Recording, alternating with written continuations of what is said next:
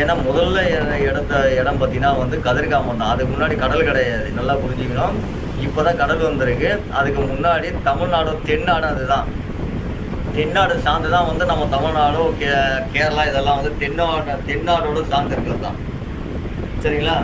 இந்த இடத்துல வந்து கடல் இல்லாத இருக்கும் போது வெறும் மலைகளாக இருக்கும் பொழுதும் வந்து போட்ட இடம் தான் வந்து கதிர்காமம். சரிங்களா? இந்த கதிர்காமன்றத்தை வந்து இலங்கைக்கும் நம்ம தமிழகத்துக்கும் ரொம்ப பக்கத்துக்கு தென்னாட்டோடு சேர்த்து தான் அது வரும். கதிர்காமலாம் தென்னாடோடு சேர்த்து வர்றது தான். அதனால முதல் சோதிச்ச இடம் அந்த இடம் தான். அதோட பார்த்தீங்கன்னா வந்துட்டு சில பேருக்கு ஒரு நிறைய கேள்விகள் இருக்கும். திருச்செந்தூர் இருக்குது பார்த்தீங்களா? அந்த திருச்செந்தூர் வந்து பார்த்தீங்கன்னா ஒரு சில முக்கியமான சில விஷயம் நான் சொல்கிறேன். இப்போ திருச்செந்தூருக்கு பாருங்கள். அந்த திருச்செந்தூர் வந்து நம்ம இருக்கக்கூடியது மேட்டு பகுதி. சரிங்களா? அந்த திருச்செந்தூரில் வந்து நம்ம மேட்டில் தான் நிற்கிறோம். அப்போது போருக்கு போகும்போது பார்த்தீங்கன்னா இங்கேருந்து வந்து அந்த நகரத்தை வந்து ஒரு மலை மறைச்சிருக்கும். கவிஞ மலைன்ற ஒரு மலை வந்து நான் அந்த நகரத்தை மறைச்சிட்ருக்கோம்.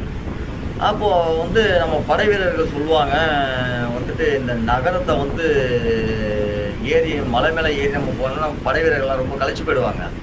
அப்போ நம்ம இந்த என்ன செய்வது முருகானமோ அவர் ரேடிஷனோட சக்தி உள்ள வேல் சொல்லக்கூடியது. அதாவது இப்போ இருக்கக்கூடிய ஏவுகணையெல்லாம் அப்போது அதை விட பல மடங்கு நம்மக்கிட்ட வந்து அறிவியல் சார்ந்தது. யாரும் முருகன்கிட்ட வந்து அறிவியல் சார்ந்த கருவிகள் அப்போவே இருந்திருக்கு. அப்போ என்னென்னா இப்போ பாருங்கள், இப்போ ஏவுகணை அடிச்சுட்டு திரும்ப வந்து கொண்டு வந்து நிற்கிற அளவுக்கு இருக்கக்கூடியது அப்போவே இருந்திருக்கு அவர் ரேடிஷன் பவர். அப்போ என்ன பண்ணுறாருன்னு கேட்டிங்கன்னா, இதை நான் வந்து அந்த அவரோட வரலாற்றை சொல்லணும்னா இன்னும் நிறைய இருக்குது. ஏன்னா ரொம்ப ரொம்ப கவரக்கூடிய வரலாற்றுலாம் இருக்காது. என்னென்னா அப்போவே வந்து ஒரு சண்டை போட்டுட்டு இருக்கும்போது பார்த்தீங்கன்னா ஒரு ரேடியேஷனில் வந்து ஒரு விஷத்தன்மையை வந்து போட்டுருவாங்க. இந்த மாயின்னு சொல்லக்கூடிய ஒரு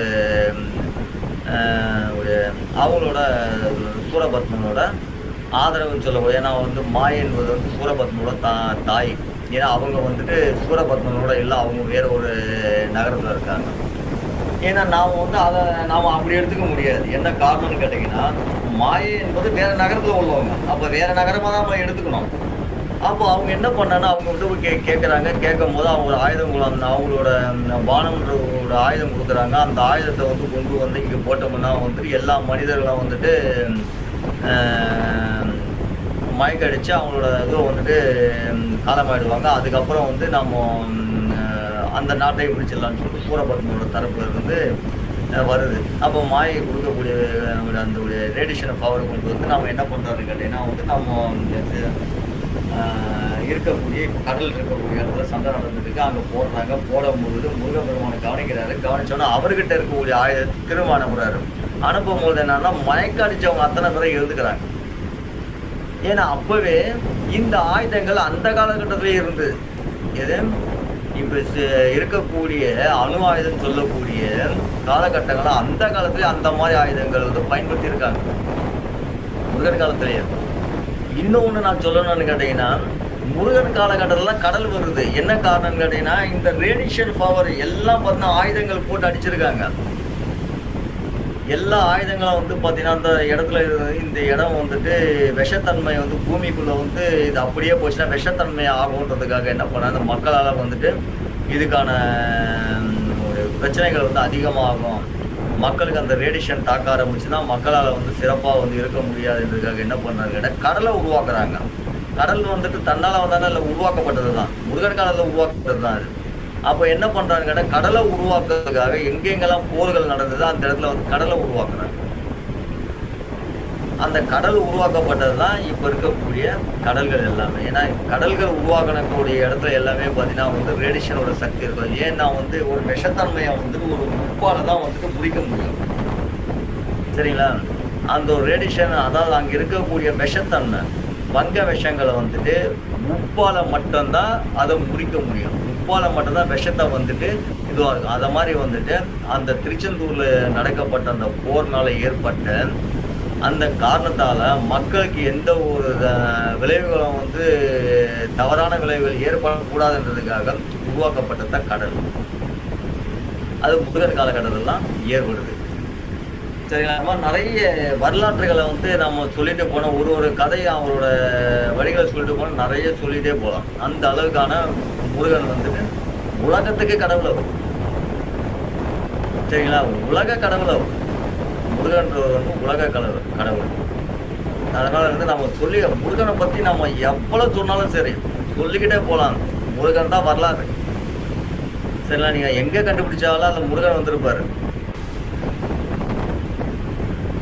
புராணங்கள் வந்துட்டு காலத்துக்கு தகுந்தா போல நெறைய வரலாற்றுன்றது சிறப்பு என்னன்னு கேட்டா, அதோட நீதி என்னன்னு கேட்டீங்கன்னா, காலத்துக்கு தகுந்தா போல மனிதரோட நல்வாழ்வுக்காக புராணங்களையும், வரலாற்றுகளையும் அவங்க இந்த காலத்துக்கு தகுந்த மாரி மாத்தலான்றதுக்கு ஒரு வழிகள் இருக்கு. அதனால வந்து நான் நெறைய ஒரு வரலாற்றெல்லாம் வந்து நல்ல விஷயங்களுக்காக சில பரிமாற்றங்கள் நடந்திருக்கு. புராணங்கள்ல பரிமாற்றம் நடந்திருக்கு. நெறைய ரிலிஜன்லயே நெறைய பார்த்தீங்கன்னா வந்து நெறைய வரலாற்றை வந்து எடுத்து சித்தரிச்சிருக்காங்க. அது எதுக்குன்னு கேட்டீங்கன்னா வந்து மக்களோட நல்லதுக்காக தேவைப்படுது. அந்த தேவைப்படுறதுக்காக சில விஷயங்கள் இந்த எடுத்திருக்காங்க. இந்த கலியுகத்துல வந்து வேற மாதிரி போயிட்டு இருக்குது. சரிங்களா? அதனால வந்து காலத்துக்கு தகுந்த மாதிரி மக்கள் நலனுக்காக ஒரு புராணங்கள வந்து அவங்கவுங்களுடைய இதுவுக்காக சித்தரிச்சுக்கிறாங்க, பயன்படுத்தி. ஆனா வரலாற்றுன்றது வந்து இருக்கு. எழுதப்பட்ட வரலாற்றுகள் வந்து பார்த்தீங்கன்னா இருக்கு. அதே போல முருகனோட வரலாற்று வந்து பார்த்தீங்கன்னா நெறைய விஷயங்கள் இருக்கு. இன்னைக்கு அவரோட வரலாற்றை நாம தேடி கண்டுபிடிக்கணும்னா நெறைய நம்ம வந்து எடுத்துக்கலாம். இன்னைக்கு பார்த்தா சங்க இலக்கியத்துல நம்ம கொண்டு போகணும்னு கேட்டீங்கன்னா முருகனை பத்த வரலாற்றுகள் நெறைய இருக்கும். முருகனுக்கு ஒரு ஒரு வரலாறே இருக்குன்னு கேட்டீங்கன்னா வந்துட்டு முருகாற்றுப்படை, திருமுருகாற்றுப்படை. சரிங்களா? இதுல பார்த்தீங்கன்னா முருகனுக்குன்னு இலக்கியத்திலேயே அவருக்குன்னு ஒரு இடம் இருக்கு. அதனால இன்னைக்கு உலகத்தை நாம தேடணும்னா முருகனை தேடினா போதும், உலகத்தை நாம தேடிடலாம். சரிங்களா? அதுதான் நாம வந்து நம்ம ரொம்ப ரொம்ப முக்கியமா புரிஞ்சுக்கணும். நம்ம அடையாளங்கள் இருக்க பாருங்க, நம்ம அடையாளங்களை பாதுகாக்கணும். முதல்ல நம்ம அடையாளம் ரொம்ப முக்கியம். அடையாளத்தை வச்சுதான் எல்லா இடத்துலயுமே இடம் உண்டு.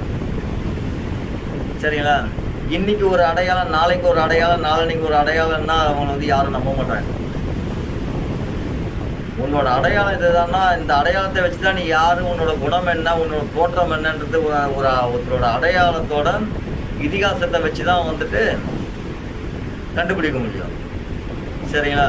அதனால அடையாளத்தை முதல்ல பாதுகாத்து.